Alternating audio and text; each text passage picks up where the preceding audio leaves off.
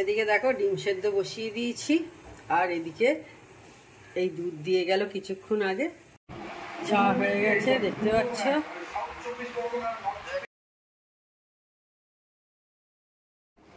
Hello, good morning, welcome back to my channel. আশা করি তোমরা সবাই ভালো আছো, আমিও ভালো আছি। তো আজকে একটা ঝকঝকে দিন শুরু হয়ে গেছে, আমি আমার ঝকঝকে ব্লগও শুরু করে দিয়েছি। এখন সকাল 6:10 মতো হয়েছে, এখন থেকে আমি আমার ব্লগটা স্টার্ট করছি। তো চলো, আর সারাদিন কী করবো তোমাদের সাথে সেটা শেয়ার করব। এদিকে দেখো আমার দুধ জাল দেওয়া হয়ে গেছে, সব বাসন টাসনের সমস্ত ক্লিন করা হয়ে গেছে।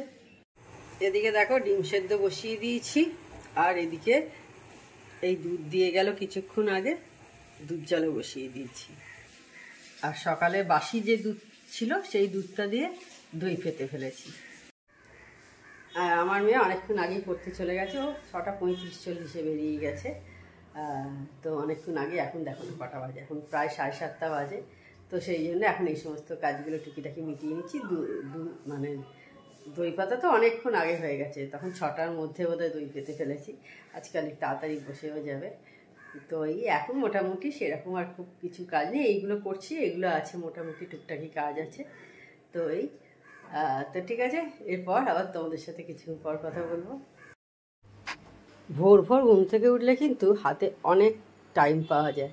সারাদিন মনে হয় মানে কাজ করে টাইম অনেক বেশি পড়ে রয়েছে আর কি।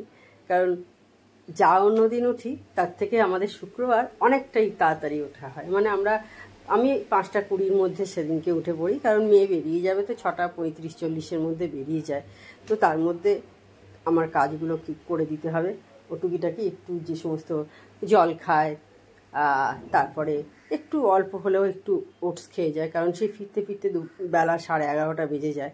তো খিদে পেয়ে যায়, এসে তো আর তখন ব্রেকফাস্টও করে না, ও এসে অল্প হয়তো একটু ফল টল কিছু খেয়ে নিল। তো সেই কারণে আমাকে কিন্তু উঠে আগে এইগুলো করে দিতে হয়। তো সেই জন্যেই সকাল সকাল ওঠা কিন্তু এই একদিক থেকে মানে খুবই ভালো, একদিক থেকে যে আমার হাতে অনেকটা সময় পাওয়া যায় আর কি। কিন্তু বেশিরভাগ দিন তো আর ওঠা হয় না, কিন্তু এই জন্যেই যারা তাড়াতাড়ি ওঠে তাদের কিন্তু দিনটা অনেকটা ভালো যায় আর কি। মানে স্মুথলি চলে, মানে কাজ করার ক্ষেত্রে তাদের চাপ আসে না। আমরা যেমন দেরি করে উঠে একটু অসুবিধাই হয়ে যায় আর কি। আজকে ব্রেকফাস্টে ছাতুর শরবত হবে আবার, আমি বানিয়ে নিচ্ছি। এখন 10:30 বেজে গেছে, প্রায় 11:15 মনে হচ্ছে হলো। হ্যাঁ, মানে 10:35। ছাতু নিলাম, দেখলে 5 চামচ, এইরকম চামচে 5 চামচ নিচ্ছি, বেশি বড় নয়। আর নিচ্ছি বিট নুন। বিট নুন দিয়ে কেন জানি না, দেখেছি টেস্টটা বেশ ভালো হয় খেতে, কী কারণে সেটা কিন্তু জানি না।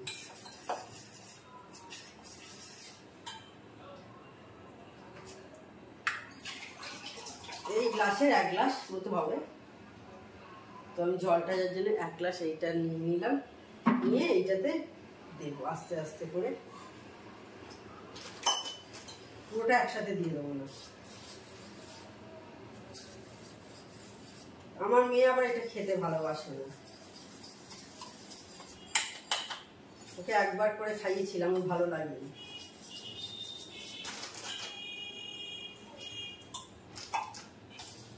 সেই জন্য আর খায় না, আমরা দুজনেই খাই। আর ও তো এখনো পড়ে ফেরেও নি, সকালে পড়তে চলে গেছে, ফিরতে ফিরতে 12:30 বেজে যাবে।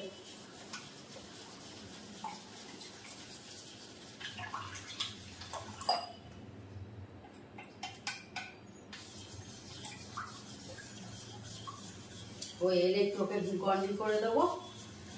ওই নিম্বু পানিটা খেতেও খুব ভালোবাসে, একটু বরফ দিয়ে খায়।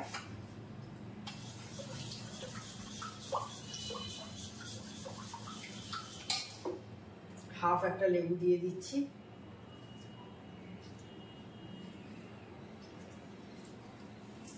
খাটুনিও কম, অথচ কিন্তু স্বাস্থ্যকর খাবার।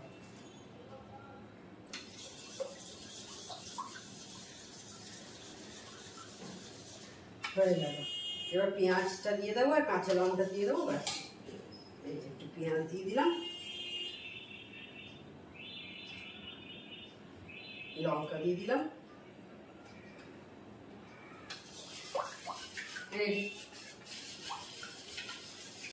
অনেকক্ষণ পর অন হয়েছি, সেই তখন জলখাবার করছিলাম, মানে ছাতু শরবত হয়েছিল, তো সেই অনেকক্ষণ, তখন বোধহয় 10:30 পৌনে 11টা মনে হচ্ছে, আর এখন কটা বাজে দেখো 2:35 বেজে গেছে, তো খাওয়ার টাইম হয়ে গেছে।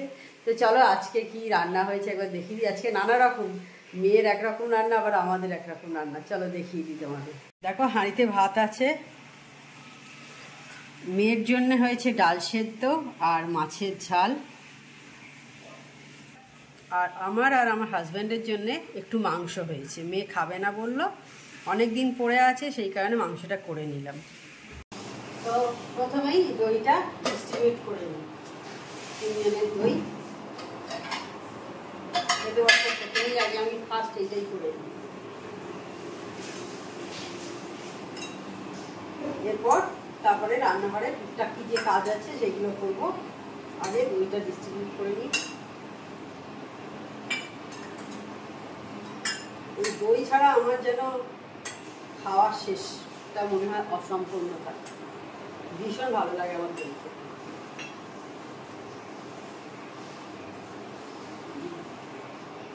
দারুণ লাগে খেতে।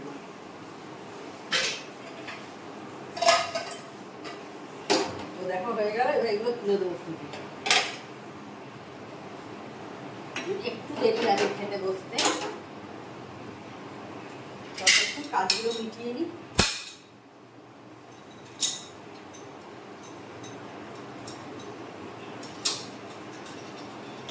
আমার মেয়ে না অতটা মাংস ভালোবাসে না খেতে, মানে সেই কারণে ও বললো খাবো না। সেই এসছিল, ভোটের আগে এসছিল মাংসটা, তো অনেকদিন হয়ে গেল, তুলতে হবে তো বলো। যেদিনই বলছি সেদিনই বলছি খাবো না, খাবো না, সেই জন্য আজকে আমাদের করে নিলাম। মাছ তো আছে, আর ও মাছ খেতে খুব ভালোবাসে, সেই জন্য ওর মাছ হয়ে গেছে। তো এবার জলগুলো ভরে নেবো, বোতলগুলো দিয়ে, আর তার আগে এইগুলো দইগুলোকে ফ্রিজে ঢুকিয়ে দিয়ে চলে আসি, কারণ একটু দেরি আছে বললাম খেতে। চা হয়ে গেছে দেখতে পাচ্ছ, দিয়েছি। ওই যে ঝড় আসবে, সেই ঝড় দিয়ে দেখাচ্ছি।